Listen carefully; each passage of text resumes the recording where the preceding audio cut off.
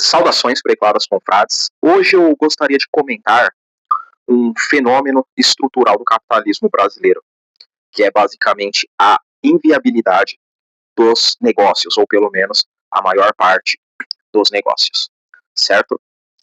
Então, eu tenho aqui uma pauta, eu vou até dividir por tópicos, para não me perder no raciocínio, certo?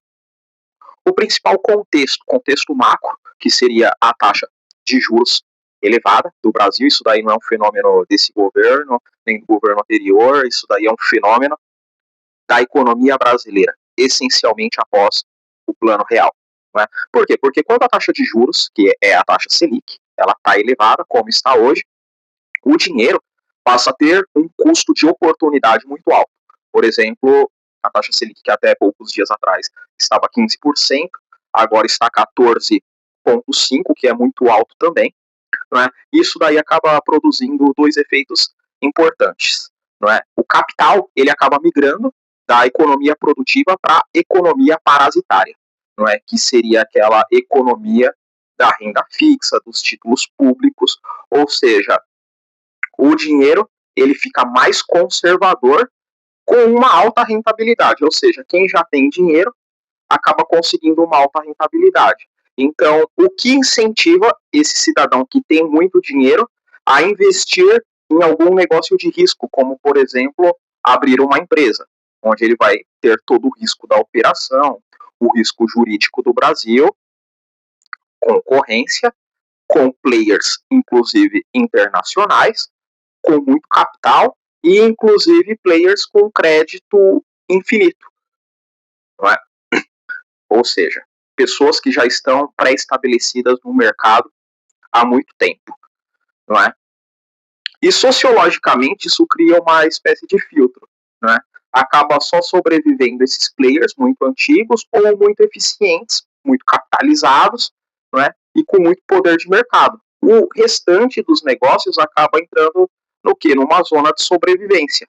Por isso que muitas empresas hoje estão negativadas, assim como várias pessoas também hoje estão negativadas no Brasil. E aí você tem dois tipos de empresariado.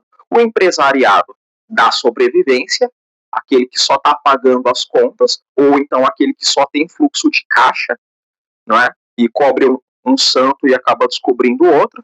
Não é? E aquele empresário que vive do quê? De acumulação, não é? O via de regra aqui no Brasil, principalmente o pequeno e médio empresário, ele não opera como um capitalista clássico, aquele que acumula o capital e reinveste. Porque o que é o sistema capitalista? É um modo de produção e baseado no quê? No acúmulo de capital.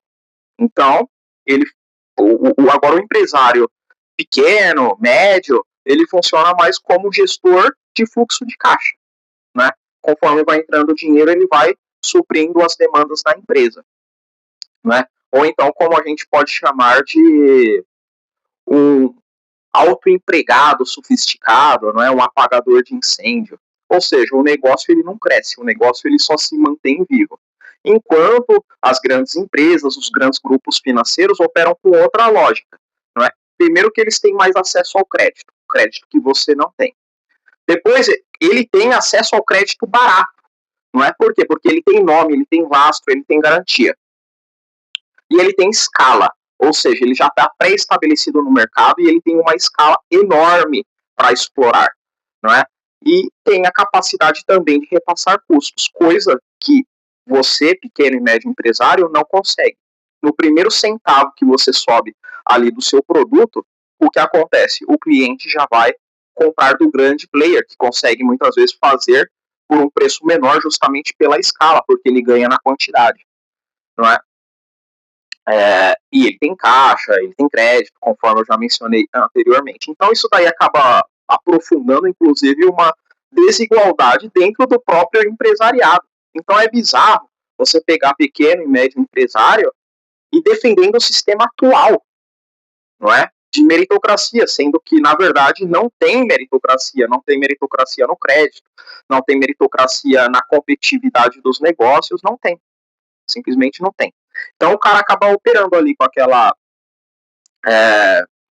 margem apertada, né? Aquela ilusão de lucro, porque o cara tem fluxo de caixa, e o cara acaba ali trocando figurinhas, elas por elas, não é? Então a empresa ela acaba até faturando alto, mas tem uma margem líquida mínima ou até negativa, não é? Gira o capital sem gerar riqueza real, não é? Então tem sempre dinheiro no caixa ali, mas a riqueza real ela nunca aparece. Não é? É aquela velha história, se o cara vender tudo que tem, sequer paga metade das dívidas que ele acabou contraindo, não é? E aqui entra até um outro contexto sociológico importante, não é? Que boa parte do empresariado, principalmente brasileiro, é baseado no quê? É baseado em faturamento e não em rentabilidade.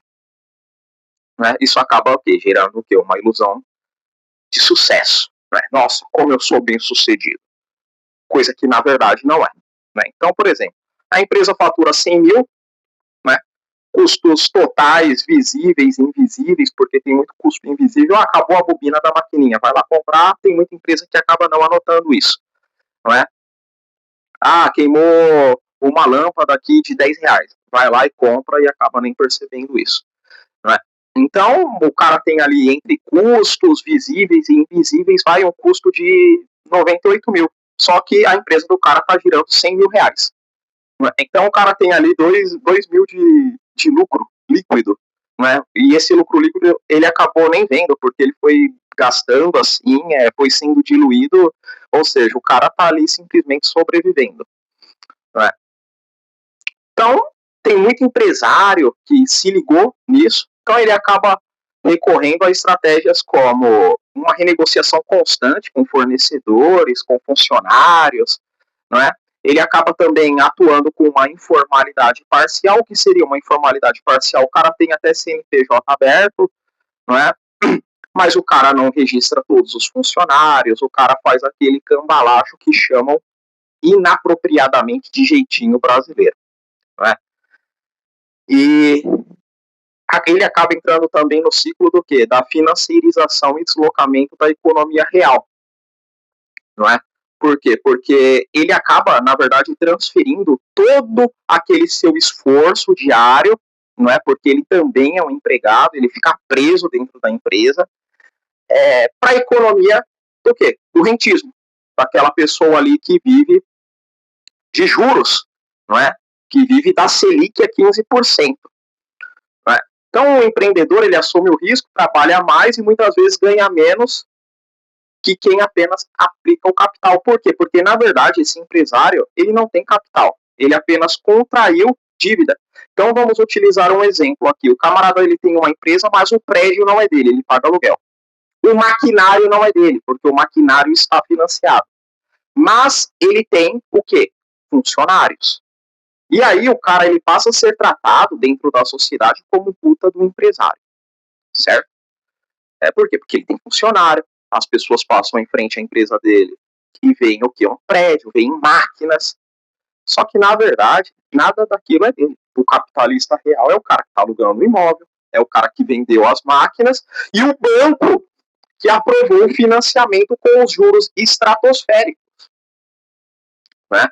Ele, na verdade, ele é um funcionário de quem detém o verdadeiro capital. Só que a ilusão vendida por coaches, picaretas, né, por pseudo-administradores e economistas, o cara acaba acreditando. Pô, eu sou empresário, sou empresário. De certa forma ele é, porque ele está ali ainda rodando a operação dele em cima do trabalho alheio. Não é? Mas ele não é um grande empresário, um grande capitalista, um cara que consegue controlar o mercado. Não é? Muito pelo contrário, o mercado é controlado por outros e ele é a parte vulnerável do que?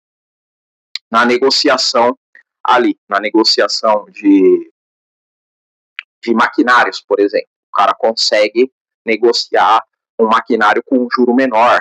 Se o cara comprar à vista, ele paga o maquinário com um desconto muito maior. Ele consegue uma carência grande para alugar o quê? Um prédio.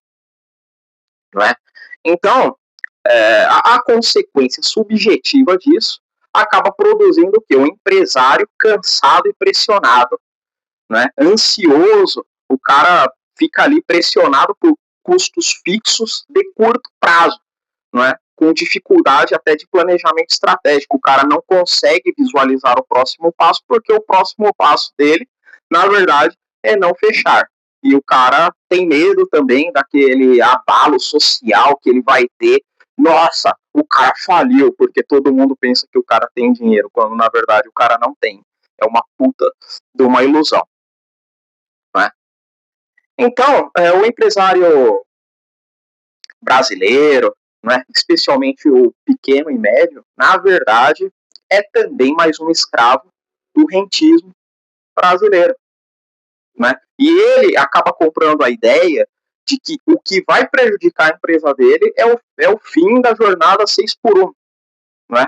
Quando, na verdade, se a gente fizer um modelinho matemático, a gente vai ver que, na verdade, não é isso que vai mexer com o negócio dele. O negócio dele já não é estável. O negócio dele é muito instável. Está cambaleando, está se arrastando, está ali no break-even, né? Não está tendo lucro. Mas aí ele vai pegar e vai falar, pô, eu tô quebrando aí por conta desse governo de esquerda, né? Que, na verdade, é um governo que mantém as taxas de juros altas, não é? O presidente do Banco Central segurou muito tempo ali a 15%, agora nós temos todo esse fator de guerra que dificulta a queda também da taxa Selic, mas o empresariado brasileiro, ele não consegue compreender. Lembrando que não estou generalizando, mas para quem convive com empresários, a gente sabe que o discursinho é sempre esse, né? Por exemplo, a reforma tributária veio para facilitar, na cabeça dos caras é o quê? Não, veio para me prejudicar, quando na verdade o cara que vai ser prejudicado é o cara que está ali, agindo no quê? Na informalidade parcial. O cara quer todos os bônus de ser empresário, né? Mas na hora dele cumprir o dever dele com o trabalhador, com o Estado, já que ele vive em sociedade, aí não, aí todo mundo é inimigo. Beleza? Estamos juntos e forte abraço.